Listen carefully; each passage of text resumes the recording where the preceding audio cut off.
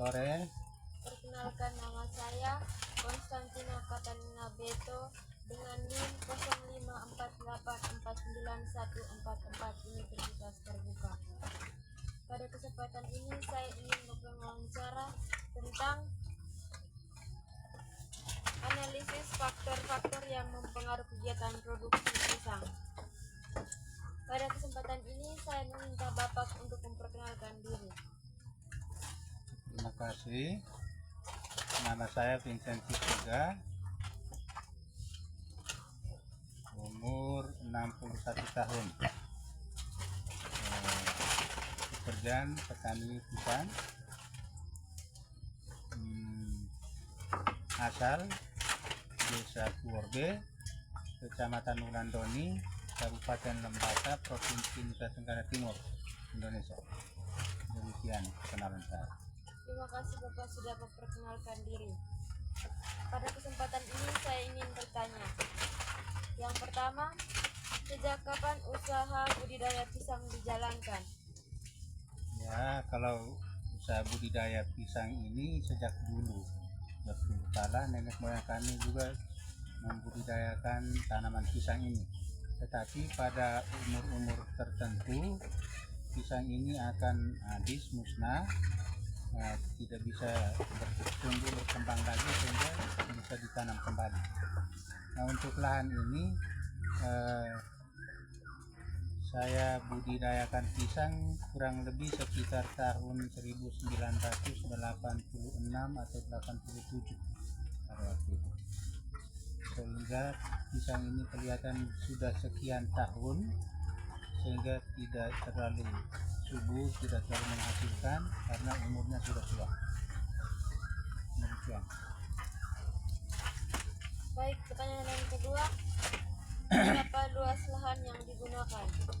Luas lahan yang digunakan ya kurang lebih bisa 1 hektar untuk menanam tanaman pisang ini. Tetapi bukan hanya pisang saja, tetapi ada tanaman sela seperti ada coklat, ada kemiri, ada mangga, pokoknya pohon-pohon yang bisa menghasilkan ditanam sela untuk bisa dirawat bersama pisang. Terima kasih. Pertanyaan yang ketiga, apakah lahan merupakan milik pribadi? Ya, lahan ini merupakan milik pribadi. Pertanyaan yang keempat, berapa jumlah pohon pisang yang dibudidayakan? Ya, kalau mau dihitung jumlahnya, kita tanam satu dia tumbuh 1000.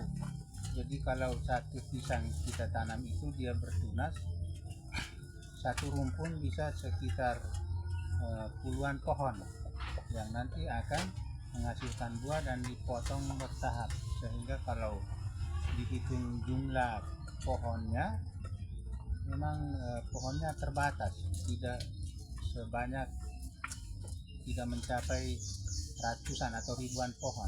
Hanya dalam satu pohon itu dia akan menghasilkan sekian banyak tunas yang nanti akan bertumbuh sepanjang masa selagi dia masih berkembang, bisa hidup untuk bisa menghasilkan. Baik, pertanyaan yang kelima, dari mana bibit diperoleh? Bibit ini tidak ada bibit yang disiapkan oleh pemerintah atau disiapkan oleh dinas-dinas terkait, tetapi bibit ini bibit lokal. Bibit lokal terlalu banyak dan terlalu banyak jenis pisang yang dibudidayakan. Hanya yang lebih banyak dibudidayakan dalam kebun ini adalah pisang patok atau pisang bugis. Demikian. Yang keenam, jenis pupuk apa yang digunakan?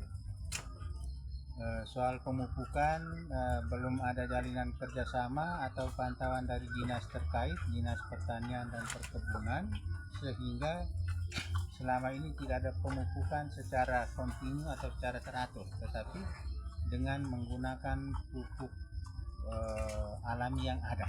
Jadi dari sampah-sampah yang bertumpuk atau dibuang di dalam rumpun pisang akan sekaligus menjadi pupuk kompos untuk bisa menyuburkan tanaman pisang. Sehingga pemupukan secara teratur, secara berkala tidak, tetapi kalau dengan cara seperti itu ada sampah-sampah yang mau dibuang di dalam rumpun pisang, itulah menjadi tempat sampah sekaligus sebagai pupuk untuk pisang-pisang itu. Demikian. Pertanyaan yang ketujuh, berapa kali pemupukan dilakukan dalam setahun? Ya, kalau pemupukan dalam satu tahun memang sudah tidak karena tidak dilakukan pemupukan dengan menggunakan pupuk-pupuk organik yang disiapkan dari toko dan pabrik, tapi menggunakan pupuk alam, sehingga sepanjang masa setiap ada sampah dibuang di dalam rumpun pisang sekaligus sebagai pupuk untuk menyuburkan tanaman itu.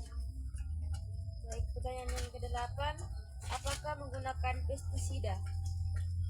Tidak menggunakan pestisida, menggunakan manual. Jadi kalau rumput-rumput yang tinggi itu ditebas sekaligus sebagai tumpukan sampah untuk pemupukan tanaman itu.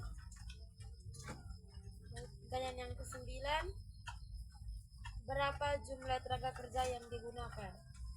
Untuk